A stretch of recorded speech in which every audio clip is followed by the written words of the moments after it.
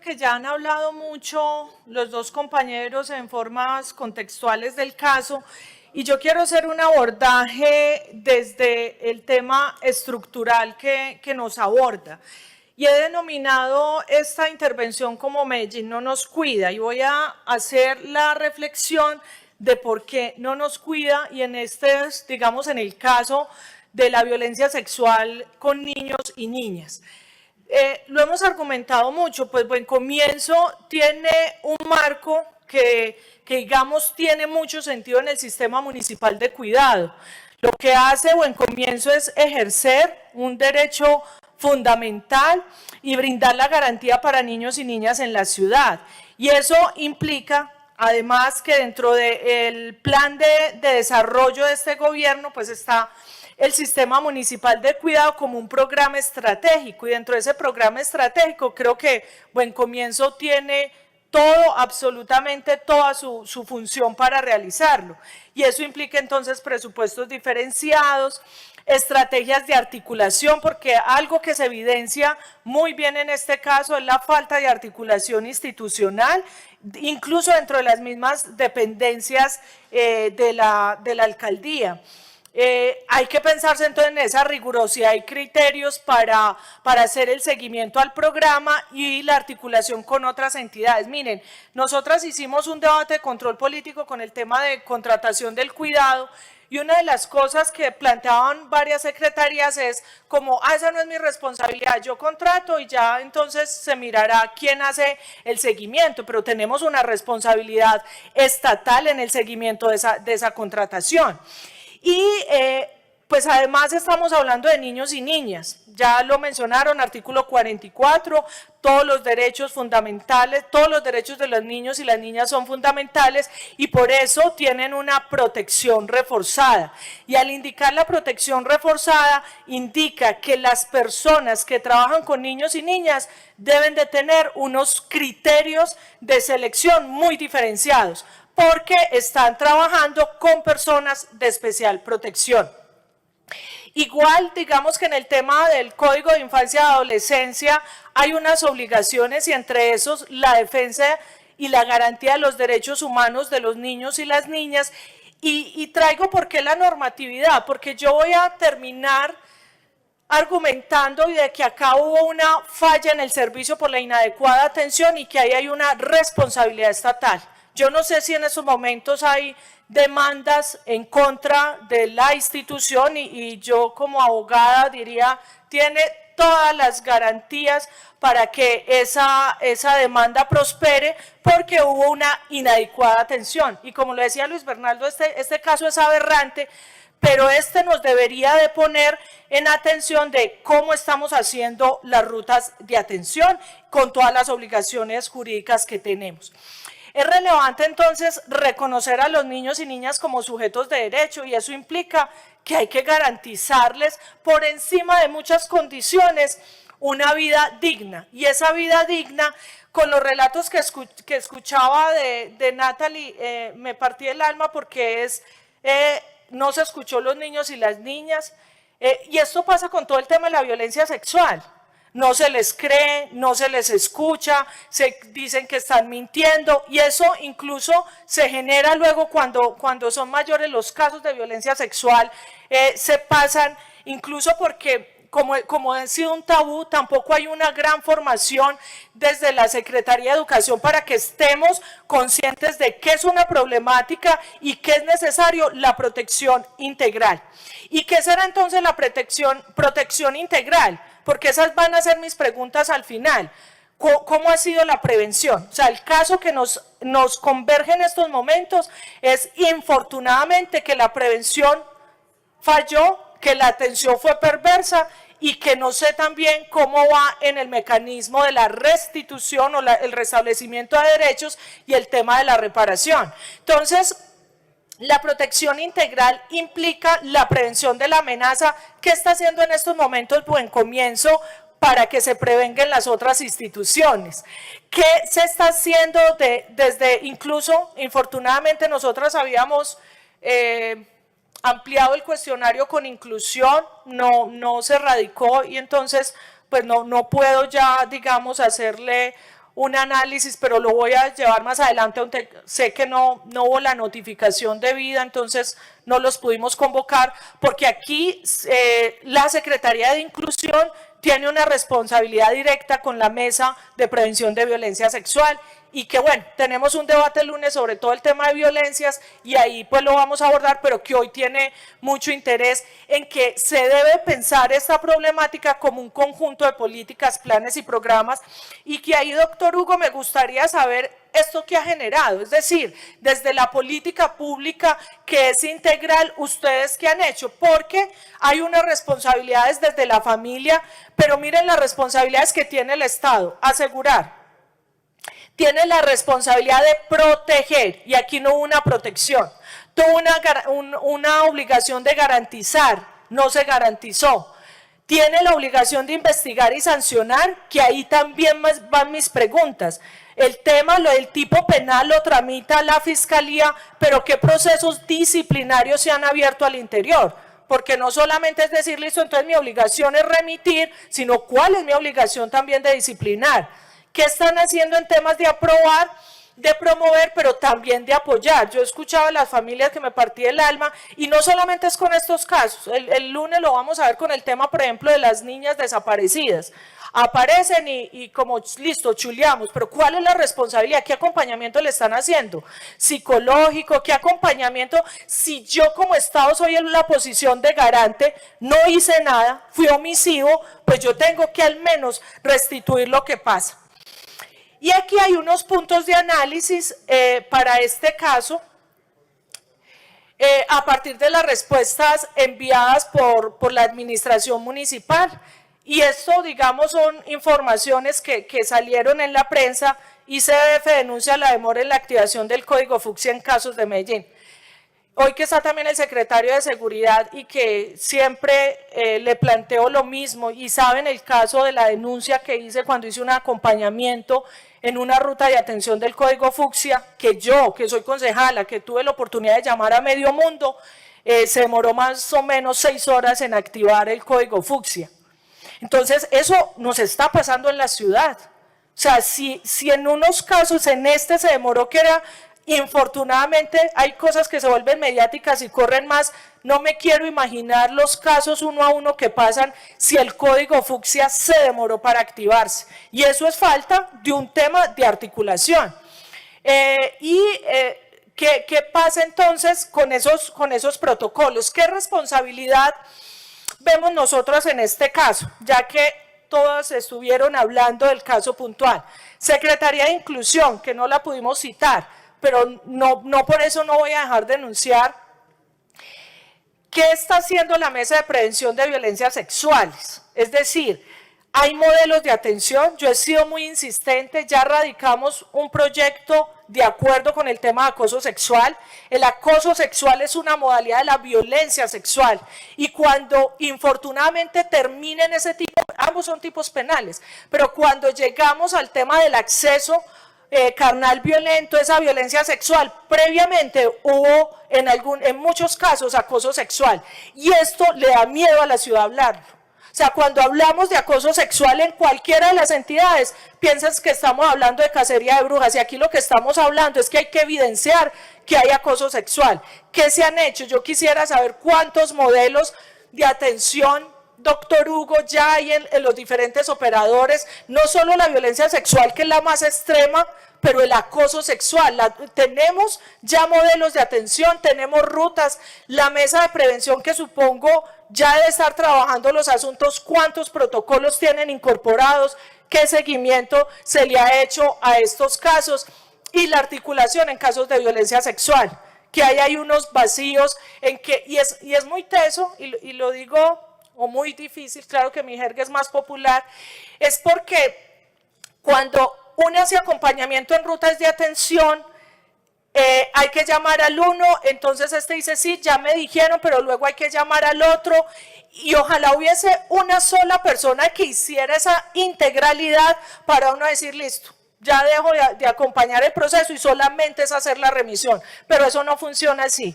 Secretaría de Educación, posición de garante, incorporar todo el tema de los modelos de atención y todo el tema pedagógico. que el acoso sexual es que hay que hablar de eso, que a los niños y a las niñas no las pueden tocar, ni a uno, como mujer tampoco, y esa pendeja de los piropos, las cosas, esto es el caso extremo de los acosos sexuales.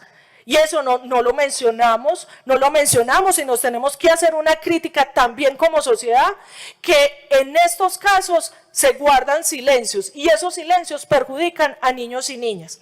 Secretaría de Seguridad, yo insistió mucho en el tema de que la política criminal de la ciudad tiene que tener perspectiva de género. Cuando la política criminal de esta ciudad tenga perspectiva de género, pondrá los tipos penales, los que son de alto impacto, como los hurtos y todo eso, si sumamos las violencias que se ocurren, habría un alto impacto en esto. Y eso cómo se revierte en poner gente especializada, en poner presupuesto y en tomarnos en serio estas rutas de atención.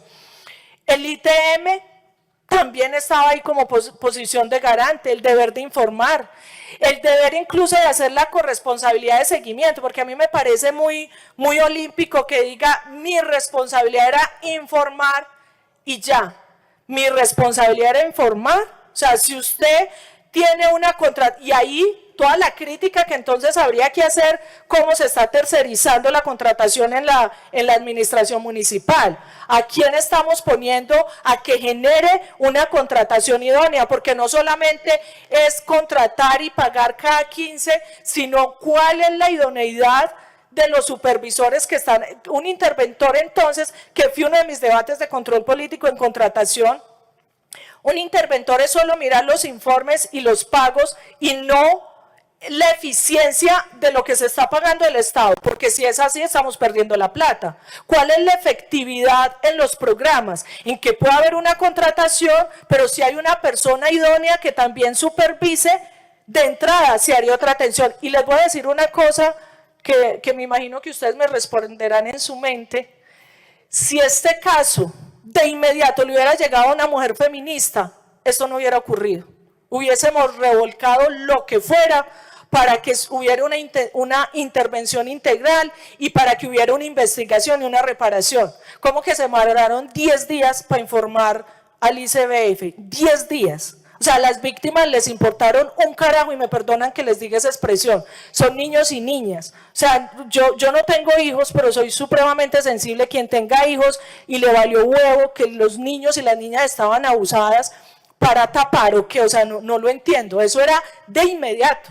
Es que si a nosotras nos dicen, y lo digo con perspectiva feminista porque ese sí es mi orgullo, que le hemos hecho mucho trabajo al tema de las violencias acá en la ciudad, si a mí me dicen me estoy acosando, de entrada hago la intervención.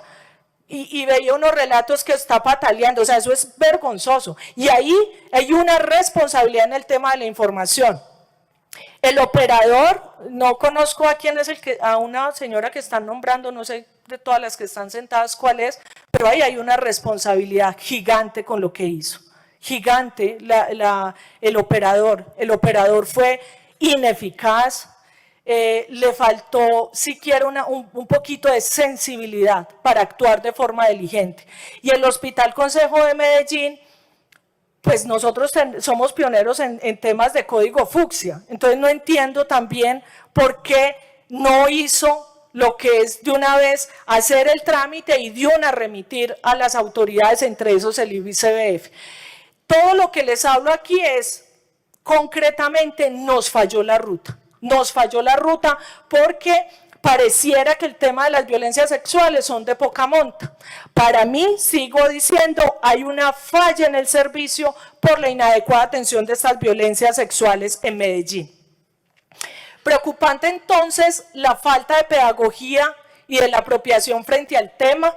Se recomienda entonces, no sé si la Secretaría de Salud o Metro Salud y todas las instituciones de salud que hay, el Hospital General, el Consejo de Medellín, ¿cuál es entonces la aplicación del código fucsia? Porque somos pioneros en Medellín con ese código. Y si somos pioneros, ¿por qué no actúa? Y lo digo yo, que me pasó el caso que acompañé de violencia sexual. Llegamos a las 8 de la noche y salí a las 3 de la mañana de allá y apenas empezaba la atención. Faltan recursos para garantizar la efectiva aplicación del Código Fucsia y eso tiene que ver con la atención 24 horas. Falta en la ciudad tener atención especializada 24 horas en estos temas, que pueda haber alguien que intervenga de forma diligente. Este es un informe que presenta la Contraloría de Medellín, que le hace un análisis a diferentes políticas públicas. Entre esas le hizo análisis al Acuerdo 20 del 2011. Y en los hallazgos dice, mire, si hay una política pública para la atención y prevención de violencia sexual que está enfocado en temas de niños y niñas menores de 14 años. Sí lo tenemos, hay presupuesto, hay acciones, pero las cifras perpetradas contra mujeres y hay niñas, porque ahí está la cifra, se mantienen estables sin reportar significadas disminuciones. Es decir, la política pública no está sirviendo. O sea, la conclusión que hace la Contraloría es, desde los hallazgos, que esto me parece un informe muy importante, porque es que no solo es invertir, o sea, el detrimento patrimonial no solo es en que perdió la plata, en que se invirtió la plata, pero ¿cuál es la efectividad? Tenemos política pública, tenemos una mesa de atención en violencia sexual, pero si no disminuyen los casos es porque no está siendo efectiva y la Contraloría dice, sugiero en principio que pueden existir algunos eslabones en la cadena de implementación de las acciones de la política que no se encuentran lo suficientemente robustecidos para que se tenga efecto. Entonces, la inversión pública requiere efectividad y creo que ahí hay un asunto bien grave. Yo voy concluyendo. Vuelvo, insisto, Medellín no nos cuida, no hay una postura institucional para intervenir la violencia sexual para niños y niñas en Medellín, no la hay. O sea, ustedes me podrán dar la respuesta y me pueden decir, es que tal secretaría hace tal acción, tal secretaría hace tal acción, pero ¿cuál? Para eso hay una política pública, o sea, no es ni falta de una política pública porque está desde el 2011, pero no hay una postura institucional. Hay inexistencia de modelos de atención en casos de violencia sexual en la ciudad. Y ahí, como les dije, el acoso sexual es una modalidad de la violencia sexual y por ahí empieza estos hechos tan aberrantes como los que estamos hoy conociendo. ¿Qué han hecho con todos los centros de Buen Comienzo? Yo quisiera saber si cada uno en estos momentos, doctor Hugo, tienen protocolos de atención sobre acoso sexual, si les han dado mínimamente una capacitación para que hablen del tema. Es más, les digo metodológicamente, si se han reunido con niños y niñas, porque puede que estos casos estén ocurriendo en otras cosas, en otros sitios. Hemos escuchado niños y niñas de otros espacios para saber cómo ha sido el tratamiento y la atención con ellos y ellas. Falta una debida diligencia en la prevención, en la atención, en la investigación, en la sanción y en la reparación. Hay un déficit grandísimo en el acompañamiento posterior con las víctimas y sus familias. No hay un acompañamiento. Y creo que hay veces el acompañamiento psicológico no solo es una llamada, sino que eso requiere un proceso porque fuimos responsables. O sea, yo creo, y ya jurídicamente luego lo irá a decidir un juez, pero creo que políticamente y éticamente fuimos responsables de lo que pasó. No hicimos una debida diligencia en estos casos. Y obviamente esto requiere un presupuesto diferenciado. Buen Comienzo tiene buen presupuesto y ahí es muy importante que le dé esa mirada.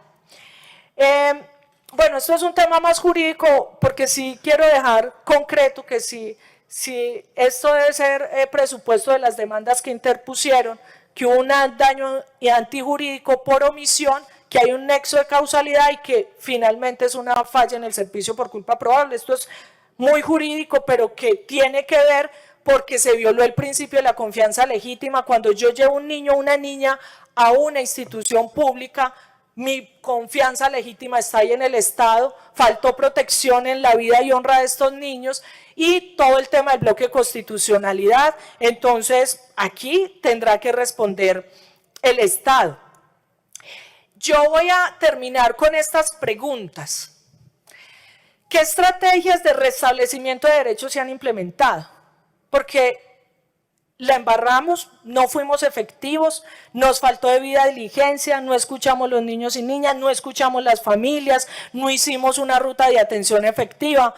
Pero yo sí quisiera saber, de estos casos de niñas ya se les restablecieron los derechos.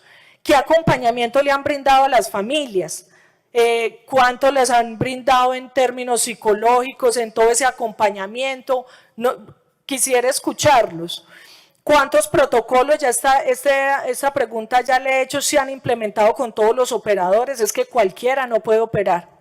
De verdad, y ya 2 minuticos, señor presidente, cualquier persona no puede operar. Yo sé que, y voy a decir esto como siempre lo digo, muchas de estas contrataciones son políticas y esto tiene que ver a cuotas y a todas pendejadas que utilizan los politiqueros de turno, pero es el tema de niños y niñas y tiene que ser, porque incluso acompañé recuerdo una manifestación que estaban haciendo los agentes educativos porque los iban a cambiar, gente que ya tenía experiencia, y ahí tenemos una responsabilidad.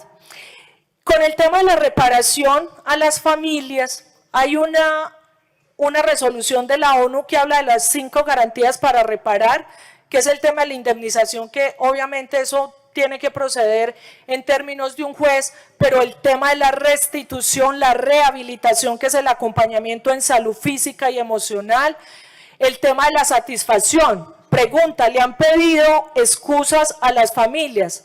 ¿Han reconocido el error públicamente? Eso hace parte de la reparación en la modalidad de satisfacción, y la última, la garantía de no repetición.